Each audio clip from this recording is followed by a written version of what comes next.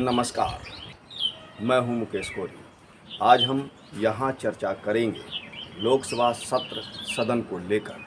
जी हां, 24 जून को लोकसभा सदन का सत्र चालू हो गया है कि चुनाव के दौरान देश के अंदर पूरी जनता ने देखा, देश ने देखा कि किस तरह से विश्व के गुरु बनने वाले, गरीबों के चहेता बनने वाले, युवाओं के साथ चलने वाले, अपने आप को झोला उठाकर चलने वाले, अपने आप को गरीब बताने वाले, अपने आप को बचपन से चाय बेचने वाले, ऐसे तमाम बातों को जोड़ा जाए तो सिर्फ़ और सिर्फ एक तरफ ही इशारा होता है, और वो इशारा है देश के प्रधानमंत्री नरेंद्र मोदी जी पर।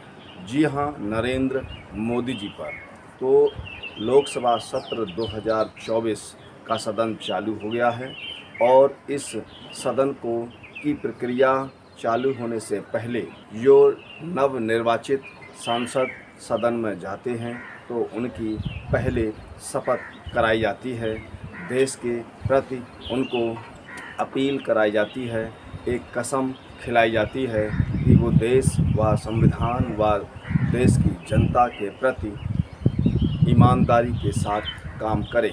तो हम आपको यहाँ पर देश के तीसरे बड़े नेता जो जनता ने चुने हैं अपने स्नेह, अपने प्यार, अपने मोहब्बत के नाते, अपने ऊपर या उनकी आवाज़ को हमेशा मीडिया के माध्यम से, जनता के माध्यम से, सड़क से लेकर संसद तक आवाज़ उठाने वाले उनके प्रिय नेता अखिलेश यादव जी के शपथ ग्रहण को हम यहाँ पर दिखाएंगे।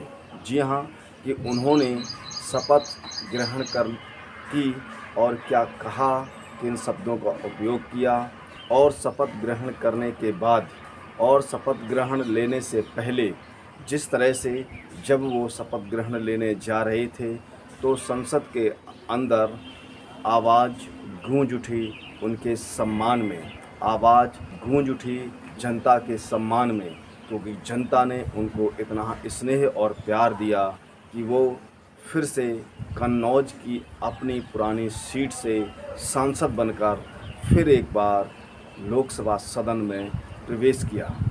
सबसे पहले आप उनकी ये शपथ ग्रहण सुनिए जो उन्होंने कहा है। श्री अखिलेश यादव।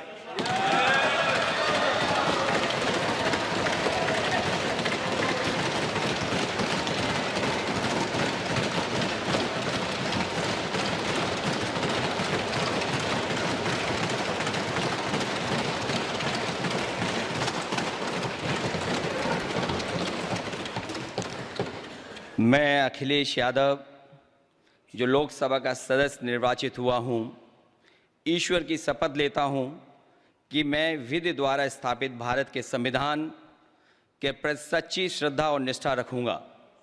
मैं भारत की प्रभुता और अखंडता को अक्षुण्ण रखूँगा तथा जिस पद को मैं ग्रहण करने वाला हूँ उसके कर्तव्यों का श्रद्धापूर्वक निर्वहन करूँगा।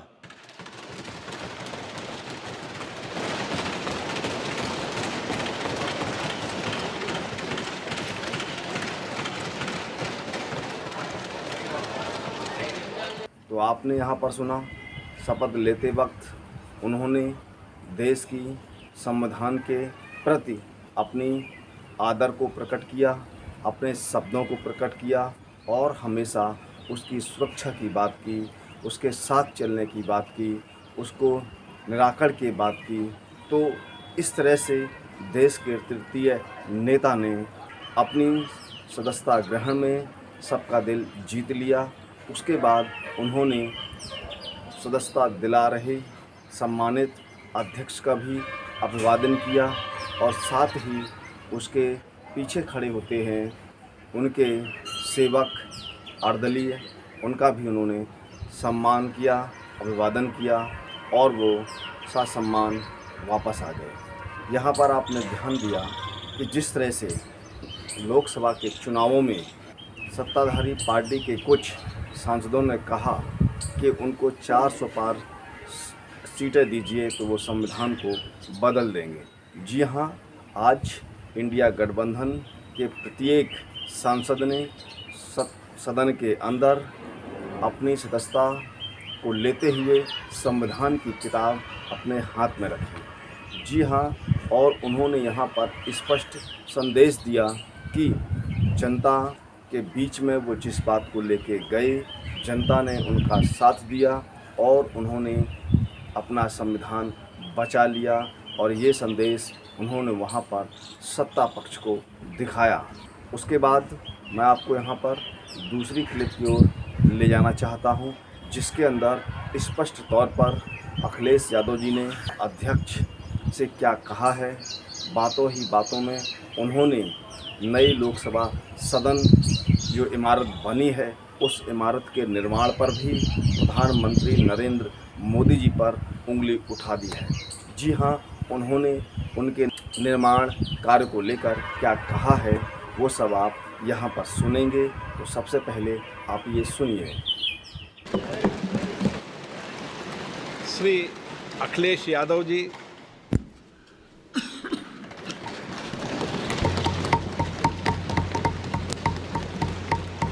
लोकसभा के नवनिर्वाचित अध्यक्ष जी को मैं बहुत बहुत बधाई और शुभकामनाएं देना चाहता हूं। जहां प्रधानमंत्री जी और हमारे साथी लीडर ओपोजिशन ने आपको बधाई दी है, वहीं मैं भी उनसे जुड़ कर के आपको बधाई देना चाहता हूं।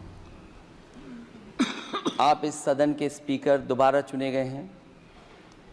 आपके पास 5 साल का जहां अनुभव रहा है, वहीं आपके पुराने और नए सदन का भी आपको अनुभव रहा है। मैं अपनी तरफ से, अपने साथ के सभी सदस्यों की तरफ से बहुत बहुत बधाई और शुभकामनाएं देता हूं। जिस पद पर आप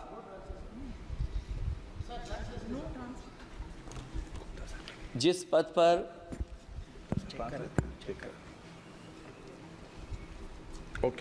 पद पर आप बैठे हैं, इससे बहुत गौरवशाली परंपराएं जुड़ी हुई हैं और हम सब यही मानते हैं कि बिना भेदभाव के आगे बढ़ेगा और लोकसभा के अध्यक्ष के रूप में आप हर सांसद और हर दल को बराबरी का मौका और सम्मान देंगे। निष्पक्षता इस महान पद की महान जिम्मेदारी है। आप लोकतांत्रिक न्याय के मुख्य न्यायाधीश की तरह बैठे हैं। हम सबकी आपसे अपेक्षा है कि किसी भी जनप्रतिनिधि की आवाज़ दबाई न जाए और ना ही निष्कासन जैसी कार्रवाई दोबारा सदन की गरिमा को ठेस पहुंचाएं। आपका अंकुश विपक्ष पे तो रहता ही है, लेकिन आपका अंकुश सत्ता पक्ष पे भी रहे।